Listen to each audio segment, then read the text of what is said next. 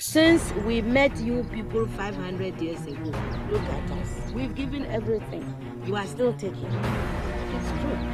I mean, where would the whole Western world be without Africa? Our cocoa, our timber, our gold, our diamonds, our platinum, our whatever. Everything you are is us. I am not saying it, it's a fact. And in return for all of this, what have we got? Nothing. Anti-personnel indoctrination against ourselves. If you go and cook your horrible diseases like AIDS, we say it is us. You brought us tuberculosis. We didn't have this big cough until white people came here.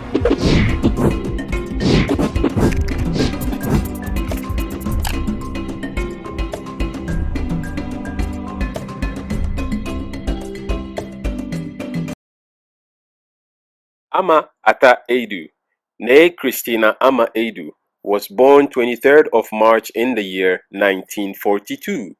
She's a Ghanaian author, poet, playwright, and academic. She was the Minister of Education under the Jerry Rawlings administration. In the year 2000, she established the Mbaasem Foundation to promote and support the work of African women writers. In exchange for Africa giving Europe 500 solid years of our people, I mean not Europe, the Western world, of our human beings to work your canes, to dig your gold, to take in gold itself, diamond, I mean you know, fish, peanuts, palm oil, everything. In exchange for that, we have got nothing. Nothing. And you know it. Nothing. And you look upon, you know, white folks look upon us like monkeys. It is true. It's in your literature. Hey, you know, some of your best thinkers have said this about us. Have you heard of all these Germans? Have you heard? Okay. Yes. They said Lord Burton, yes. People like that, they said we don't even have the brain of animals. That's what we've got from you people. But don't you think that this is over now? Over where? Is it over? Who said that 8 came from the green monkey? Is it over? Is it over? Well, if this is your impression, do you think that you can ever forgive us? It's not a question of forgiveness. I have nothing against you.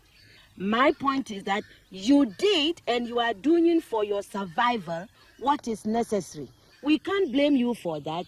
The fact that we didn't do enough for our own survival and we are still not doing enough for our survival, that is not your problem.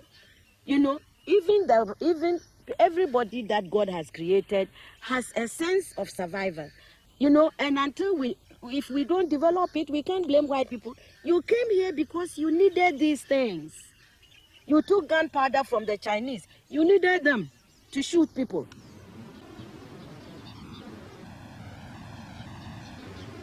I think that for me and members of my family, Elmina Castle has got a very, very special significance because they tortured my father's father, my real grandfather, to death there by the colonial government.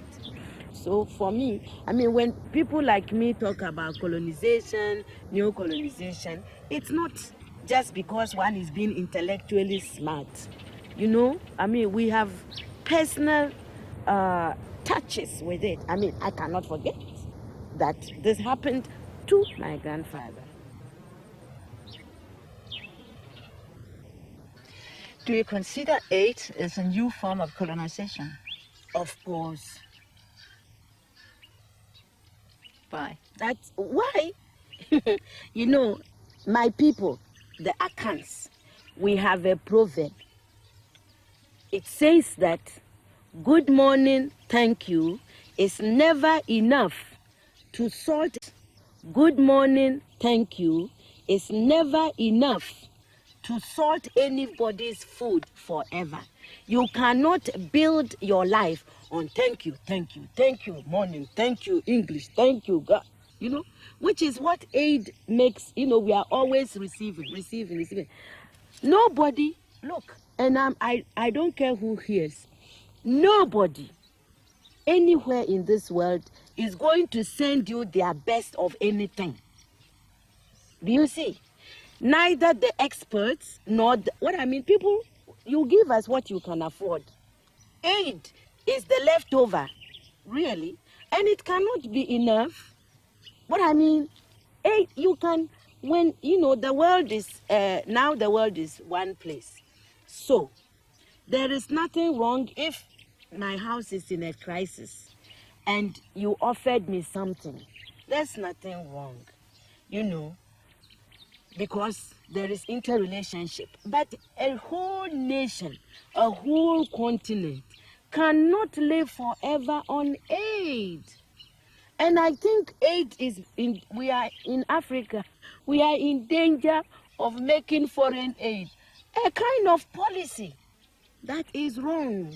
I think that it humiliates our people. The people in the villages have not asked anybody to go around begging on their behalf. It is a very self-consuming kind of activity. You sit in a room, you write, and you think that other people outside want to hear it. The tensions of, writing a book, it's tense. When you finish writing the book, you are tense because you wonder, how will the publishers and editors react to a book, to a story?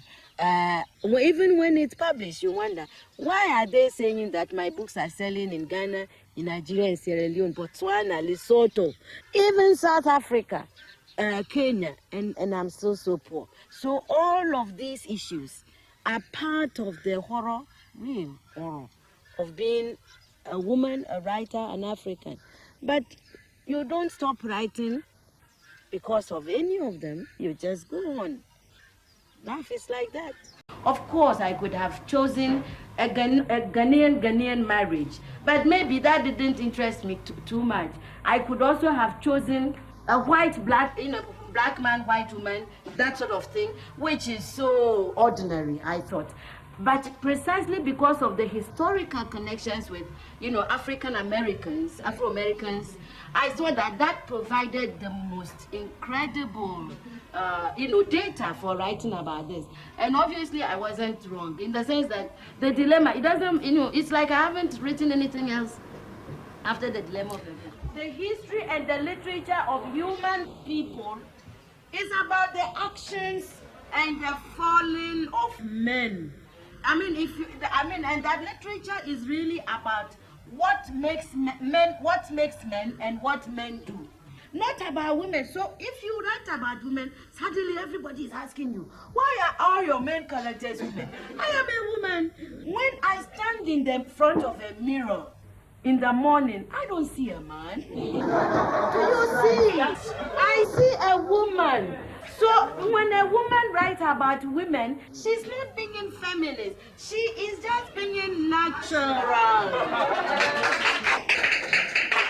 She is also an accomplished poet. Her collection, Someone Talking to Sometime, won the Nelson Mandela Prize for Poetry in 1987. Ama has also written several children's books. She contributed to the piece To Be a Woman, to the 1984 anthology Sisterhood is Global, the International Women's Movement anthology, that was edited by Robin Morgan. To learn more about what Ama Aidoo has been up to, visit her website at mbaasem.wordpress.com. The people whose opinions I cared for liked me.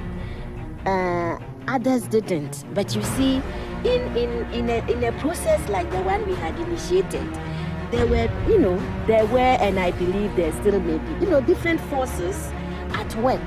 And I think that it was very necessary that at the time I make myself recognize that that time was not good, for maybe what I flattered myself I knew the country ought to have. And I also think that in a way it was also good that the government could recognize this, that I was just too much for everybody.